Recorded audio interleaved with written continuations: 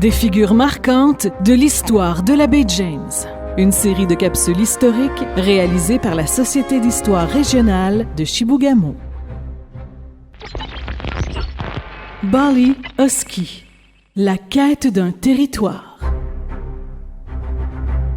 La traite des fourrures fut longtemps centrale dans la vie des Cris du territoire Iwichchi Baie James. Parmi eux, Bali Husky fut l'un des derniers participants des légendaires brigades de canons de la compagnie de la baie du Tson.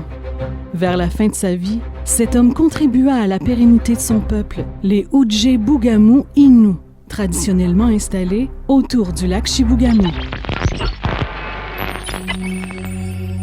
Bali Husky naît au lac Mistassini au début du 20e siècle, dans un village où une quarantaine de familles Cris gravitent autour du poste de traite. Comme tous les hommes de sa communauté, il participe au commerce de fourrure avec la compagnie de la baie du Tson qui, en échange, les approvisionne en vivres et fournitures nécessaires à leur survie. Après chaque hiver en territoire de trappe, Bali rapporte les pots préparés au poste de traite de Mistassini. La température clémente de la fin juin marque le départ de la brigade dont il fait partie. Durant 3 semaines, 6 canots de 10 mètres, portant chacun 2 tonnes de marchandises, descendent le courant des rivières jusqu'à Fort-Rupert, là où des bateaux anglais attendent leur cargaison de fourrure. Ce parcours tumultueux nécessite près de 75 portages et Bali, un petit homme musclé doté d'une volonté de fer, transporte des ballots de 90 kilos. Après un court repos, la brigade, chargée de ravitaillement, remonte le courant durant 6 semaines vers le lac Mistassini.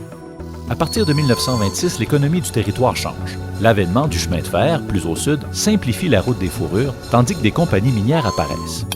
Avec sa famille, Bali Husky migre vers les abords du lac Eau-Dorée, près du lac Chibougamau, là où de nombreuses découvertes de cuivre viennent d'être faites.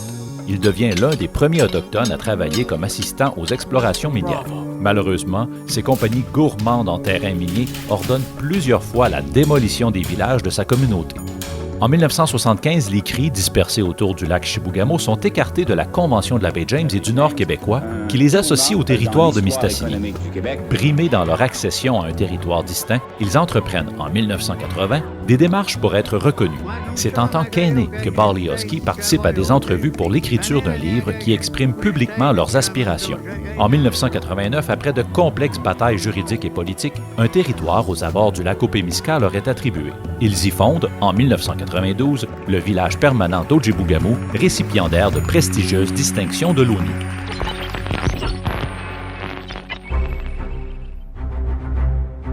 Bali Husky a vécu les dernières années de sa vie à l'unité des soins de longue durée de l'hôpital de Chibougamau.